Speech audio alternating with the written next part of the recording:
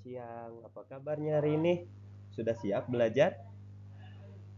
Oke, untuk hari ini kita akan mempelajari tentang aljabar, baik itu bentuk, sifat, dan juga bagaimana praktiknya dalam mempelajari aljabar. Perlu diketahui juga, pada materi aljabar ini akan ada beberapa pertanyaan terlebih dahulu untuk Ananda, terutama terkait aljabar. Yang pertama itu, apa sih yang kamu ketahui tentang aljabar? Apakah pernah searching apa itu aljabar? Mengapa kita perlu mempelajari bentuk aljabar dalam matematika? Dan yang ketiga, saya akan memberikan beberapa contoh soal yang bisa diselesaikan dengan aljabar. Mari kita lanjut kepada slide berikutnya. Nah, untuk tujuan pembelajaran hari ini, yang pertama, kita akan mempelajari unsur-unsur bentuk aljabar. Apa saja sih unsur-unsur bentuk aljabar, sifat-sifat dan operasi aljabar, dan juga bagaimana aljabar ini mampu mengubah masalah menjadi bentuk matematis dalam aljabar. Dan kenapa ini penting aljabar ini dipelajari? Karena untuk materi SAT itu ada salah satunya soal-soal tentang algebra atau aljabar itu sendiri. Makanya ini sangat penting dipelajari oleh teman-teman semuanya. Kita masuk pada materi yang pertama. Untuk materi yang pertama, apa sih itu bentuk aljabar? Aljabar merupakan ekspresi matematika terdiri dari angka, huruf, variabel. Jadi kalau misalkan ada yang kebingungan apa itu variabel, perlu diingat saja variabel itu huruf. Adapun nanti ketika dalam pengerjaan ada huruf M, N, Q, R, S, C, U atau apapun itu merupakan bentuk variabel. Jadi jangan terkecoh hanya karena gara-gara huruf. Dan operasi matematika seperti penjumlahan, pengurangan, perkalian, dan juga pembagian. Unsur-unsur bentuk aljabar itu ada 3. Yang pertama ada koefisien. Koefisien itu merupakan angka yang mengalihkan variabel. Misalkan angka yang mengalihkan variabel itu seperti 3x, 2x, 4x. Nah, itu merupakan koefisien yang biasanya itu terdapat di depan variabel. Contohnya seperti misalkan 2x. Nah, 2x ini, duanya itu koefisien, x-nya ini merupakan variabel. Nah, itulah disebut sebagai koefisien, angka yang mengalihkan variabel. Di mana ada bentuk 2x, berarti ini adalah 2 dikali x. Bisa dipahami sampai sini? Ya, kalau misalkan sudah, kita akan lanjut kepada variabel. Apa itu variabel? Variabel merupakan huruf yang mewakili nilai yang tidak diketahui. Jadi variabel itu merupakan huruf yang mewakili nilai yang tidak diketahui. X ini bisa bentuk nilainya itu 0, 1, 2, 3, 4 atau 100 pun. Jadi ini tidak diketahui. Apa itu variabel? Berapa sih huruf dari variabel ini? Tergantung nantinya informasi awal yang didapatkan untuk X ini.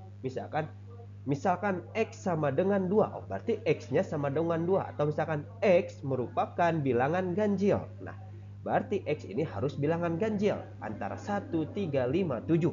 Seperti itu, bisa dipahami? Oke, kita lanjut yang berikutnya. Ada juga pangkat, menunjukkan berapa kali variabel dikalikan dengan dirinya sendiri.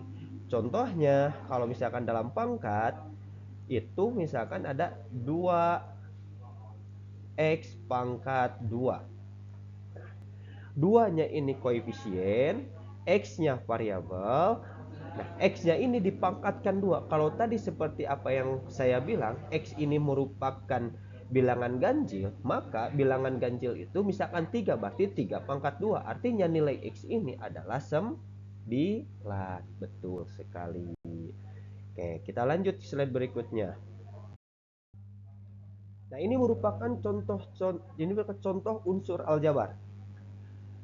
Di sini ada 3x pangkat 2 plus 5y negatif 4. Lihat di sini, koefisiennya itu adalah 3, 5, dan negatif 4. Nah, ini koefisien yang berbentuk angka. Oke, bisa dipahami ya. Terus variabel. Variabel ini ada nilai x dan y. Nah, ini huruf. Pak, gimana kalau misalkan itu bukan x, misalkan 3M ditambah 5 ditambah 5N. Itu gimana? Ya sama, M ini variabel, N juga variabel, cuma hurufnya berbeda. Padahal esensinya sama, M dan N ini adalah variabel. Jadi jangan sampai terkecoh. Kalau misalkan yang kita pelajari hari ini adalah X dan Y, pas muncul soal itu M dan N itu sama saja ya. Sekarang pangkat ini yang berada di sini, yaitu ini, X pangkat 2. Ada pada diri X pangkat 2. Jadi di sini 3 dikali X pangkat 2 ditambah 5 dikali Y dikurang 4. Bisa dipahami sampai sini? Sebelum kita lanjut, atau ada pertanyaan? Nah, kalau tidak ada pertanyaan, kita lanjut. Nah, ini merupakan sifat bentuk aljabar. Yang pertama, ada kombinasi di mana variabel dengan pangkat yang sama dapat digabung.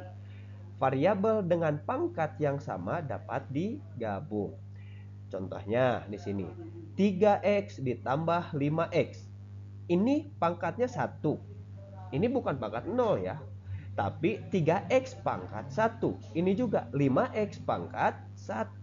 Artinya yang pangkatnya sama itu bisa digabung, alias bisa dikatakan bisa dijumlahkan. Nah, dijumlahkannya 3x tambah 5x. Yang ditambahkannya cukup koefisiennya saja. X-nya enggak. Karena koefisien ini, karena X yang dijumlahkan itu tidak masuk terhadap penjumlahannya. Karena sudah diwakili oleh angka 8 ini. Hasil penjumlahan 3 ditambah 5. Jadinya 8x. Nah, ini ada sifat distribusi. Mendistribusikan koefisien pada operasi dalam tanda kurung. Nah, ini variabel A, B, C. A kurung buka, B ditambah C kurung tutup. Artinya ini A dikali B, A dikali B ditambah A dikali C. Koefisien A didistribusikan ke dalam tanda kurung yang berisi penjumlahan B plus C. Oke, kita lanjut lagi. Nah, ini merupakan operasi penjumlahan dan pengurangan pada aljabar atau algebra. Menjumlahkan atau mengurangkan bentuk aljabar hanya dapat dilakukan jika variabel dan pangkatnya sama. Sekali lagi, menjumlahkan atau mengurangkan bentuk aljabar hanya dapat dilakukan jika variabel yang ini dan pangkatnya sama. Bisa lihat di sini, untuk X dan Y ini berbeda. X dan Y ini berbeda. Berarti ini variabelnya itu beda. Artinya ini tidak bisa dijumlahkan. Ini bisa dijumlahkan ketika berubah bentuk. Misalkan jadi 3X plus 5Y. Baru bisa dijumlahkan. Kalau ada pangkatnya gimana? Gak bisa dijumlahkan. Karena ini sudah beda bentuk. Kalau mau dijumlahkan berarti ini pangkatnya harus sama. Ada ininya sama, 5x pangkat 2 dan 3x pangkat 2. Jadinya 8x pangkat 2. Oke, bisa dipahami ya. Oke, terima kasih atas perhatiannya. Saya akhiri dulu. Walau muwaffiq wal hidayah. Selamat sore. Selalu sehat selalu. Nanti kita akan bertemu di pertemuan berikutnya. Ya, salam ya sama keluarga.